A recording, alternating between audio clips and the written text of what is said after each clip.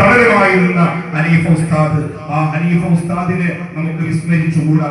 ഈ സ്ഥാപനത്തിന് കുടുംബാവവും നൽകിയ, ഇതിനാവശ്യമായ വസ്തു നൽകിയ അവിടുത്തെ വീടായിരുന്നല്ലോ പിന്നീട് നമുക്ക് വിട്ടു തന്നത്. അങ്ങനെ ഹനീഫ ഉസ്താദിന്റെ അനുസ്മരണ പരിപാടിയിൽ നാം ഇതേ വികാരത്തോടുകൂടെ എത്തിച്ചേരണമെന്ന് പറഞ്ഞുകൊണ്ട് ഞാൻ നിങ്ങളോട് സംബന്ധിച്ച് ആഗ്രഹം തീർന്നത് കൊണ്ടല്ല, സമയത്തിന്റെ പരിമിതി കൊണ്ട് ഞാൻ അവസാനിപ്പിക്കുന്നു. പ്രിയപ്പെട്ടവരെ, സ്വലാത്ത് തങ്ങളുടെ ഏറ്റവും വലിയൊരു വികാരമായിരുന്നു. കൂടെ യാത്ര ചെയ്തവർക്കറിയാം, സഹവസിച്ചവർക്കറിയാം, അവിടുത്തെ ചെഞ്ചുണ്ടുകൾ എപ്പോഴും മന്ത്രിച്ചുകൊണ്ടിരുന്നത് ഹബീബായ നബി മുഹമ്മദ് റസൂലുള്ളാഹി തങ്ങളുടെ ആ സ്വലാത്തിന്റെ മാധുര്യത്തിലായിരുന്നു.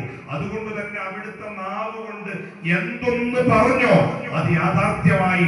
എന്നെക്കാൾ കൂടുതൽ അനുഭവങ്ങൾ നിങ്ങൾക്കുണ്ടാകും. ഇവിടെ പലതും അനുസ്മരിച്ചെങ്കിൽ അതിന്റെ അപ്പുറം ഒരുപാട് എനിക്ക് പറയാനുണ്ട്. തങ്ങൾ പറഞ്ഞതൊന്നും വൃഥാവിലായിട്ടില്ല. ഒരു വലിയ നിശബ്ദ വിപ്ലവം സൃഷ്ടിച്ച മഹാമനീഷിയാണ് സയ്യിദ് ഫളിൽ അൽ-ഐദറൂസി തങ്ങൾ എന്ന് മാത്രം ഓർമ്മപ്പെടുത്തിക്കൊണ്ട്